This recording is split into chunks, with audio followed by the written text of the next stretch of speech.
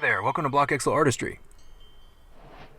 The Badlands, a biome that was in competition against two other biomes for the chance to be updated, and the winning biome would be updated with the features to introduce some new and fresh excitement to the player when visiting that biome. And while the winning biome wasn't the Badlands this time around, if I'm correct, I believe that Mojang has stated that the features that were showcased in these biomes will eventually be added to the game sometime in the future. We just don't know when that will be. So I thought it'd be fun to talk about some of those features and how they might work, starting off with the Badlands. Now, the three features that were showcased in the Badlands animation were the Tumbleweed,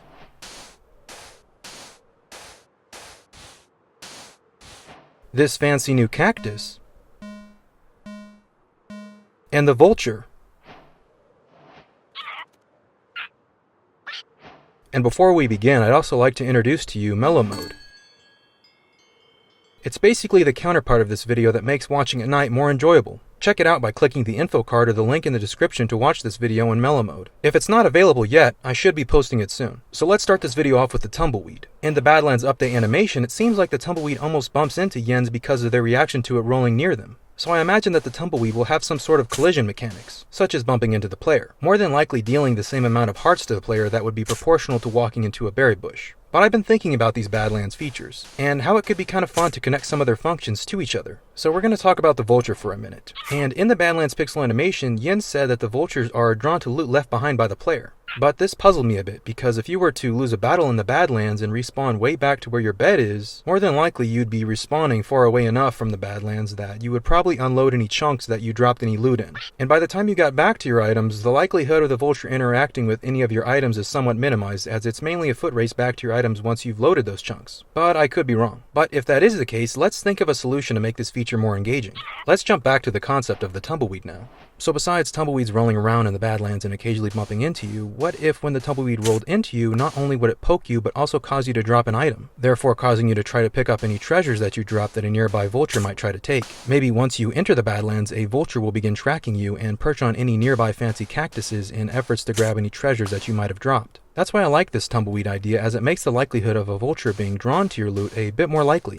But I will say that, how likely is it really that a tumbleweed is going to roll into you? Because in Minecraft, you are oftentimes constantly moving around. So in addition to the tumbleweed possibly being able to hit you, what if the longer amount of time that you spend in the Badlands, the more likely it is that a vulture will try to drop tumbleweeds onto you in attempts to make you drop loot? I feel like these concepts are fun, as it ties some of the tumbleweeds and vultures functionalities together, therefore making these biome features feel more connected, enhancing the Badlands experience overall. That's actually pretty funny. I'm parked, and it looks like a very small tumbleweed is in the corner of this spot that I'm at. Huh.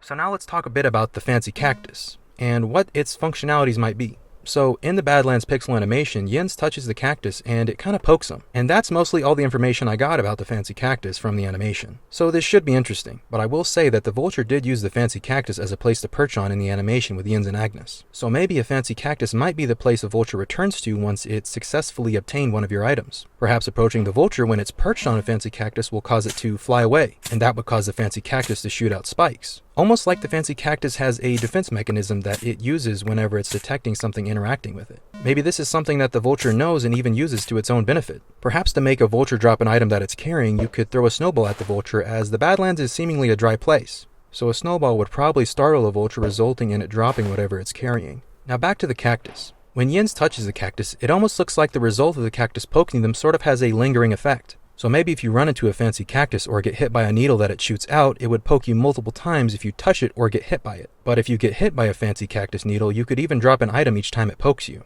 furthering the mechanic of vultures being drawn to loot. They don't call it the Badlands for their good manners, remember? Some people also pointed out to me that what I thought were cactus flowers might actually be cactus fruit. So I decided to keep some of the flowers since I did like the look of that, but I still added some cactus fruits, and that's what this is here. Perhaps trying to grab one of the cactus fruits would also cause the fancy cactus to shoot spikes at you. But if you used a pair of shears on the cactus fruit, you could successfully obtain it without any trouble. And sure, you could use it as a food source, but I have a bit more to say about the cactus fruit later on. So now let's take a look at the concept of the vulture.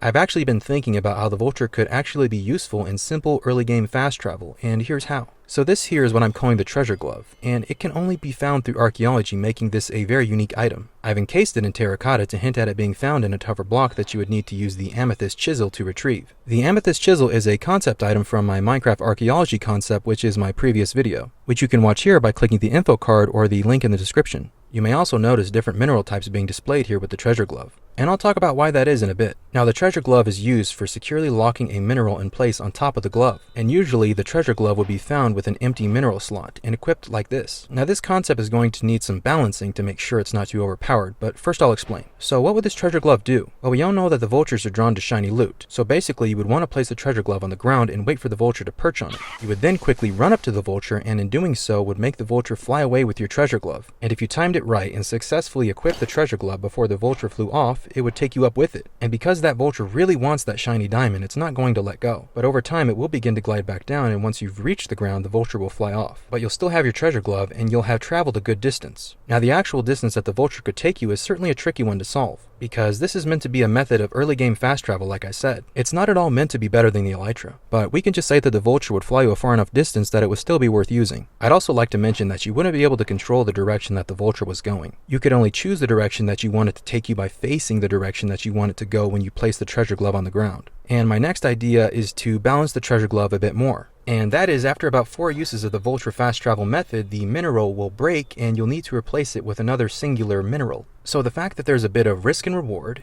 you need to pick a predetermined direction to go that isn't controllable, and you need to pay a bit of a fee to use the Vulture Fast Travel Express. I feel like these concepts for the treasure glove make it a fun and balanced method of early game fast travel. Now let's take another look at the cactus fruit. In this concept, maybe the vulture actually really likes the cactus fruit but just doesn't know it, because it's never eaten one as a result of the spikes on the cactus fruit. Maybe you could even tame the vulture with the sheared cactus fruit, and in doing so would allow you to simply fly up with the vulture without needing to sneak up on it. And the way that I'm imagining people using a tame vulture might be for a simple traveling method between bases. I'm also thinking that the fancy cactus could almost be used as a landing location for the vulture for each location that it goes. Almost like a spot that your feathery friend could relax. Maybe if you tame a vulture, then you could control its direction. I feel like these concepts make the vulture a fun mob type and gives you incentive to take care of your feathery friends. Now, I'd also like to introduce the concept of using other minerals instead of diamonds with the treasure glove. My idea behind this concept is that the vulture's flying will behave differently depending on the type of mineral that you've added to the treasure glove, basically displaying how much the vulture wants that mineral, by how far, how fast, and how high the vulture will go before dropping you off. So I'm thinking because amethyst geodes are located deep underneath the ground, we could flip that and the vulture could take you very high up into the air before gliding back down.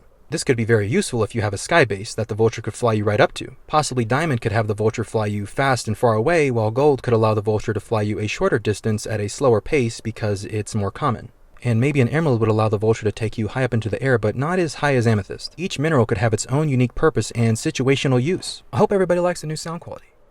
I don't know if you can hear a little bit of background noise, but it kind of reminds me of like nice trees in the wind. It's kind of a nice sound.